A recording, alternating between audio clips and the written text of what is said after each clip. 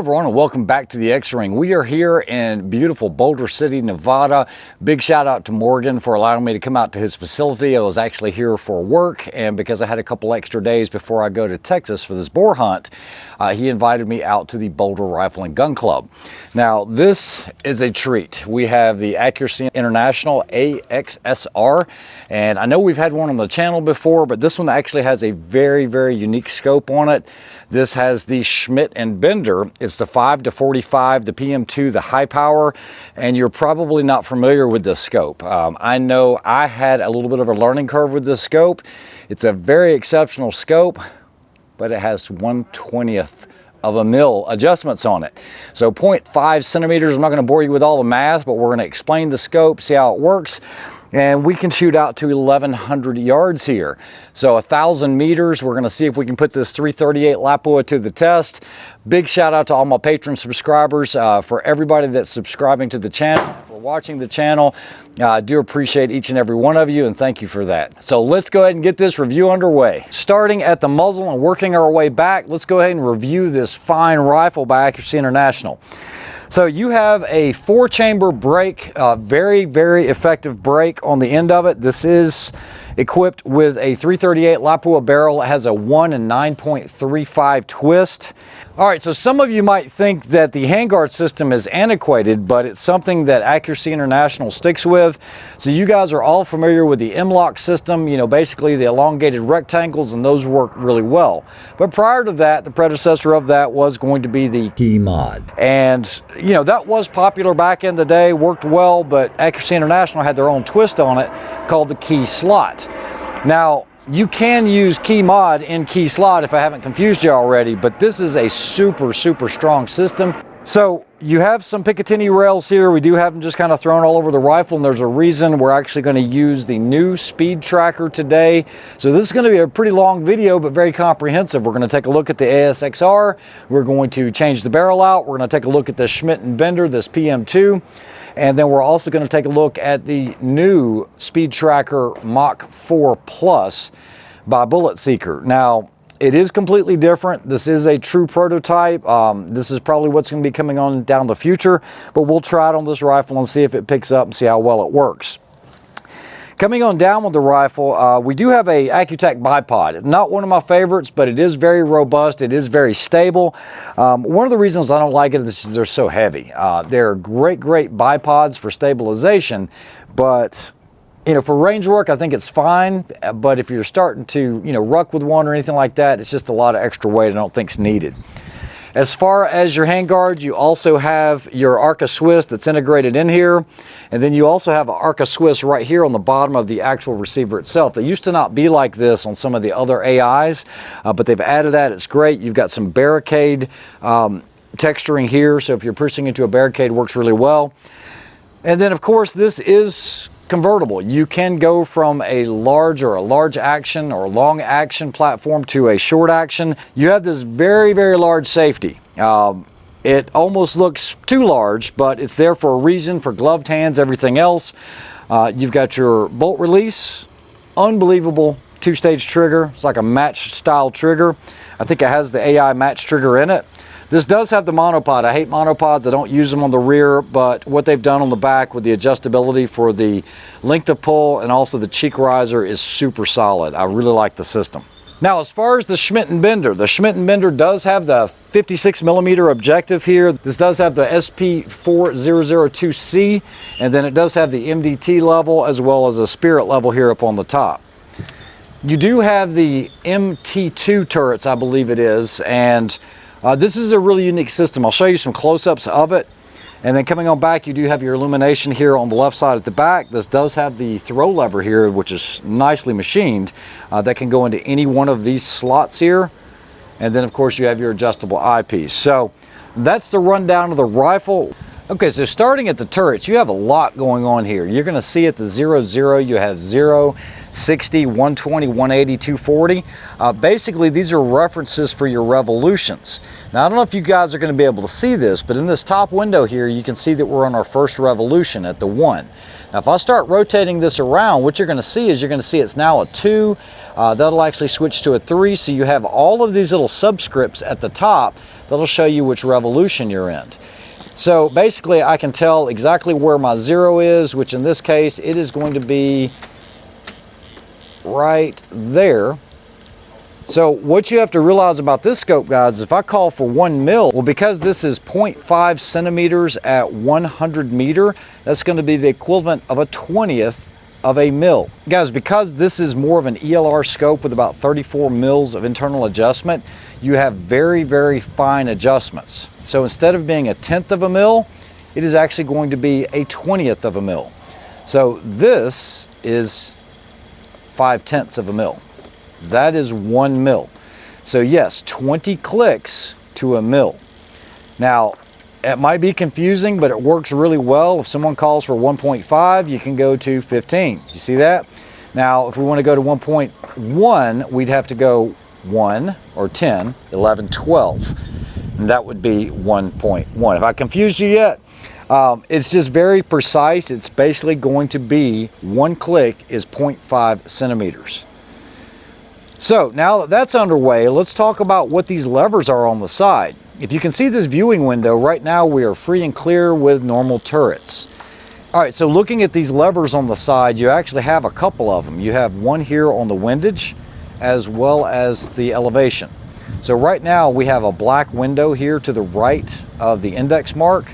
If we go forwards about 45 degrees, it's going to turn green, and then now we're going to have the MTC, which is the more tactile clicks, which is basically going to give you a hard thunk at the full mil. So these are going to be soft, soft, soft, soft thunk, okay? So at every full mil, you will have that. You say, well, why is that useful? And the reason is at night, you can feel this instead of having to look up, or if it's low light, you're going to be able to feel those MTC clicks, or the more tactile clicks. If we go all the way forwards again, that is going to put us on red, which means we've locked out our turrets and no elevation adjustments, and everything's good there. It can be easily manipulated with one hand. It's very smooth.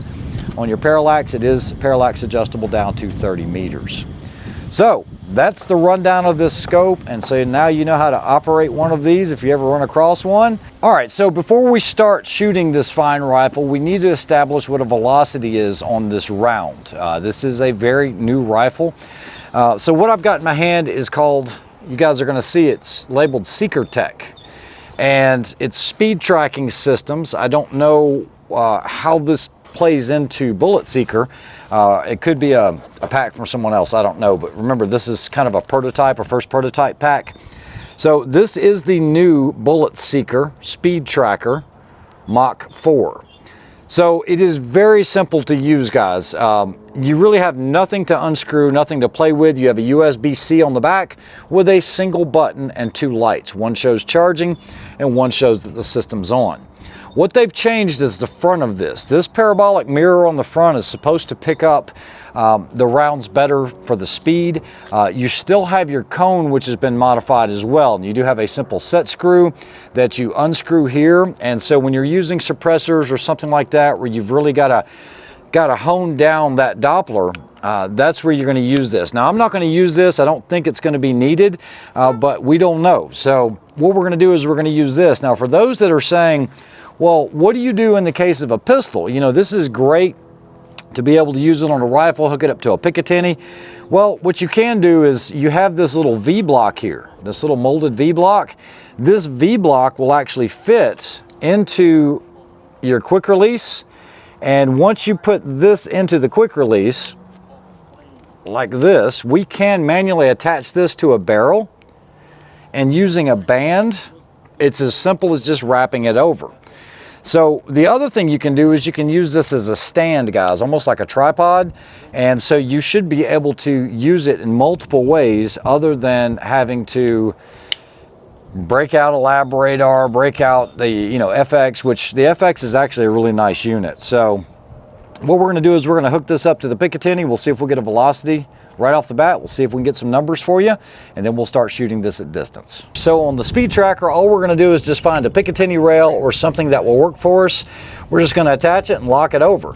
It is that simple, guys. Hopefully we get a reading. We're going to check it out and see. It is far enough away from the muzzle brake. I don't think there'll be any issues there. So what we're going to do is just press this button, turn it on, and pair it up to the phone. I'm estimating we're probably going to be somewhere around 2800-ish range. And we are shooting the Hornady match, the 338 Lapua with the 285 grain. And what we'll do is we'll just shoot one shot and see what happens. All right, so everything's recording. Hopefully you guys will hear the volume if this thing talks.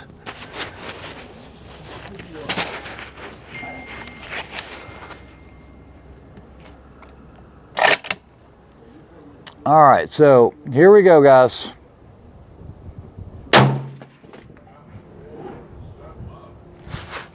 $2,886.4. So 2,886.4. So, you know, I could shoot multiple rounds, but this stuff's not cheap. That gives me an idea of about where we're going to be at as far as velocity. So based on that, I'm going to put that information in the Kestrel. Let me go ahead and get the island set up, and let's see if we can hit a target out there at some distance. I know it has a 100-yard zero, so we should be good to go. So the beauty of this is we can get the speed while we're shooting. What I've got is I've got the island set up. There's a target out here. I think it's 881 yards. I'm going to make that the first shot.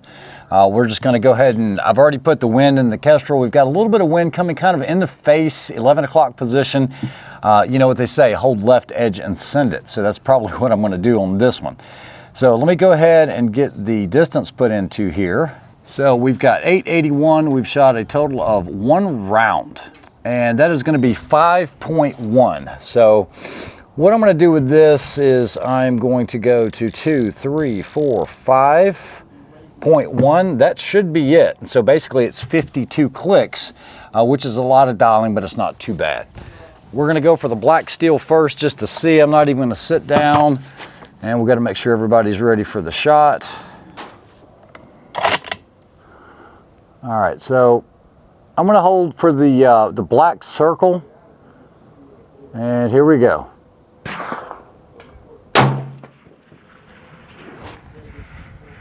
Impact dead center. I mean, like when I say center, it's center. You guys are going to be able to see it on this. That was a super simple shot. The furthest distance they have out here, guys, is like right at 1,100 yards. But for this 338, that's going to be a joke. It's not going to be a problem at all for this. So let's go ahead and let's see what the distance is on that one. Now what we're going to do is we're going to go to 1096. I'm not having to worry about any aerodynamic jump or anything like that. So let's check 1096. I have the island going. This is almost like shooting fish in a barrel with this thing. This thing is just awesome. We're going to switch the barrel out to 6.5 Creed here in just a minute. So 7.18. So, you know, the nice thing about this is you could dial a little more, but I've got 70 up here. So it's easy to see on that second subscript. And we'll do 70.15. How's that? How's that for precision? Now, looking at the wind, it's kind of calm. It is blowing a little bit left to right. So,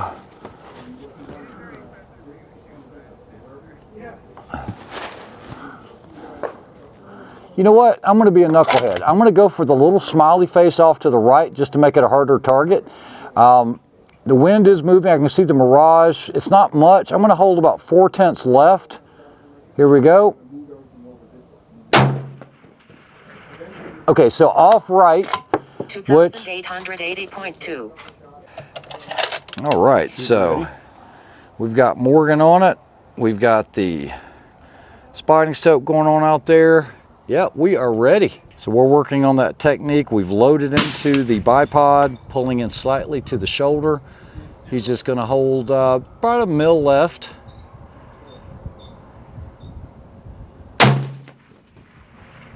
Just off right.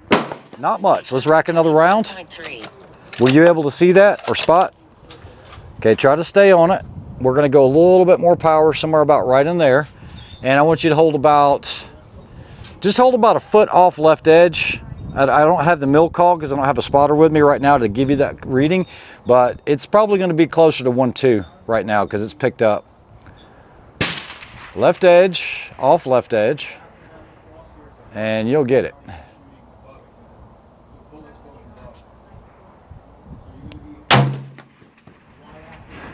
Impact. Nice. No, that was good. I got it right here. I'm watching it. One more. Good impact. Okay. That was dead center too. Nice job. I held a little bit more on that than we... Yeah, you held off plate, right? Yeah. Yeah, that's what you should have done. Velocity's actually down a little bit. That was 28.11.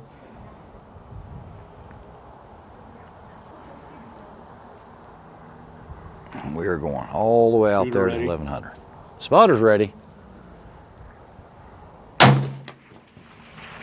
Off left. Just chasing it just a little bit. I held less. Because of YouTube, we're not going to get too crazy, but we're going to change this out to a 6.5 Creedmoor.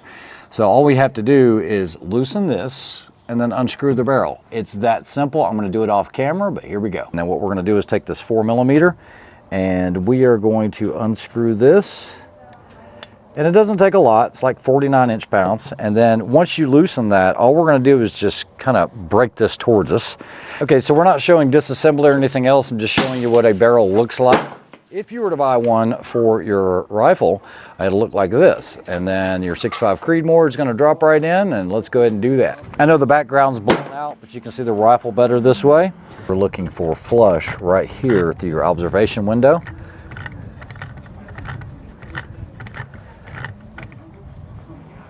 That's it. All right, so never too old to learn new tricks. They did away with that stupid insert, so you don't have to deal with it anymore, even though it worked out really well. They've got these modified mags where it looks like they've just placed the body of another mag inside of this, and that will be for your 6.5, and I guess they've got it in the optimal setup. So I don't have any zero on the 6.5 Creedmoor. All I'm gonna do is go out to a distance and figure it out. I'm gonna backwards extrapolate it and try to see if we can come up with a dope. Here we go. Okay, so we just did the barrel change. We've got no rounds through this yet. We're going to confirm the velocity with the Bulletseeker as I get water on my back from this leaky roof. All right, so the Kester's calling for 3.2. This is 570. Going for the circle. Impact, perfect. So 2,640.4. So a lot lower velocity, 2640, not bad. Let me check that with the Kestrel, see where we're at on it. Let's stretch it out a little bit further. All right, so we've literally shot one shot. We're gonna try 1100, why not? Let's see what happens. I don't have, like I said, I don't have good data on this right now, but we're just gonna see what happens. I'm gonna go for the little tiny one first, and on the right, just so I can get a wind call on this. Without running Kestrel and looking, I'd say with this distance and this wind, we're going to be probably around, if I'm guessing, I want to say about 2.5. Here we go. 2,686. I think that was an impact. We'll have to review the footage. All right, so I hope you enjoyed that review of the Accuracy International, the AXSR. You know, this channel has really enabled me to meet some just incredible people. Big shout out to Morgan. He knew I was going to be out in Vegas. We were talking, and so he invited me out to the range to shoot his equipment. He provided the ammo and everything else. So big shout out to Morgan on that.